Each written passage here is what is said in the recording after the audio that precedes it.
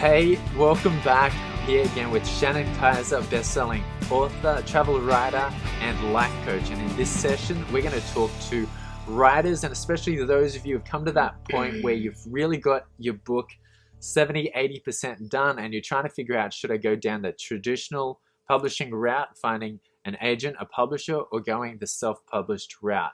And Shannon is the perfect person to talk on this because she's gone down both paths. So Shannon, I'm going to throw it straight over to you. Awesome. For the writers out there that have got the book almost done. Options. Great. I love this question because congratulations, cheers, you're writing a book. Yes. We're cheersing to you. Yes. It's amazing, honestly, writing this book. And for the writers who are listening who maybe are getting ready to take that step to write the book, but there's something stopping you, get out and write. That's the first thing. Just write.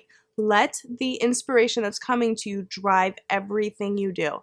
I could stop the message right there because honestly, that's how we have to be as writers. And so I would say, get clear about what your expectations are and make sure they're not stopping you. If you're writing to become rich and famous, if you're writing to make money, if you're writing to outdo someone or prove something to someone, these are the wrong reasons. So you want to get in touch with your why. And I'll get into self-publishing versus traditional publishing, but Sure. I think we really have to look at why we're writing first and foremost. And then in that experience, when we're doing it for the right reasons, because we have a message to share, because we want to help people, because, you know, each person has their own reason, but just get in touch with it, that will guide you. And that will also show you the best route for you. So for example, Find Your Happy is a book about finding your happy and doing what's right for you despite the conditions of the world.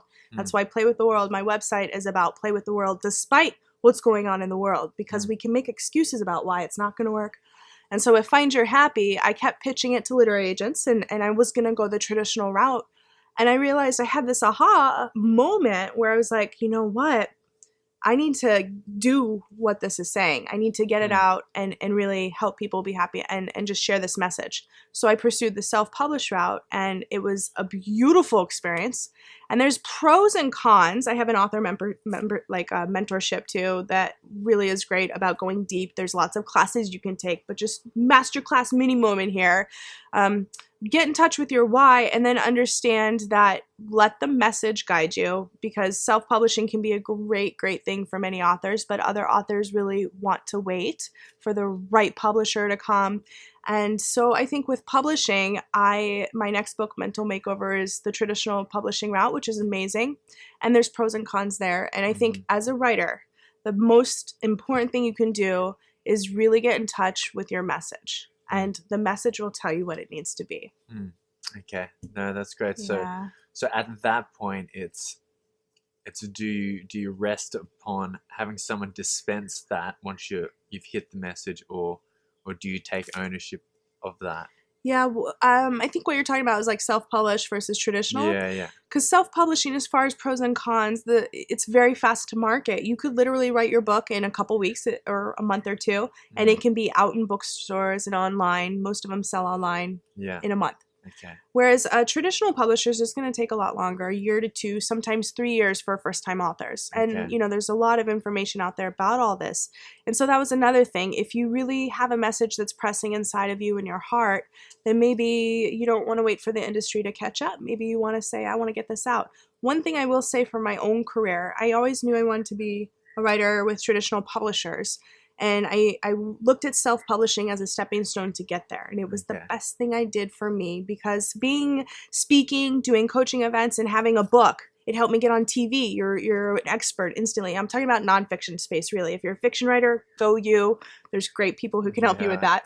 But like, as far as nonfiction, you're instantly established. You've written a book, right? That's a huge thing. Yeah. And so it opens a lot of doors, like tremendous. It really helped me in my career. And it helped me get a great book deal with Random House Penguin, which is a huge publisher, because of the steps I took before. So I think also a really good point for writers is to not look at anything as the end-all be-all. Everything we do is part of a bigger plan. And if anything feels resistant, if there's a resistance kind of force coming back, for example, me pitching Find Your Happy to publishers, it felt resistance. I kind of knew in my heart it shouldn't be published traditionally at that time. Now that's different than rejection. So my next book actually was rejected by 30 literary agents. The 31st agent is the most amazing and perfect connection for me. So there's a power in not letting go. Writers get used to rejection, but guess what? It's a good good thing because you keep going. And then we actually entered the book to like 20 publishers. It wasn't until the 21st publisher that accepted it, but I'm with an amazing house now. So writers, keep going and don't let any rejection letter stop you no matter what you're pitching. Great advice. Love it. So for all you writers out there, I know you're taking down notes, and we're sure this is going to be helpful for you. Thank you very much, Shannon Kaiser. Thank you. Check out the next video. Been great. Thanks.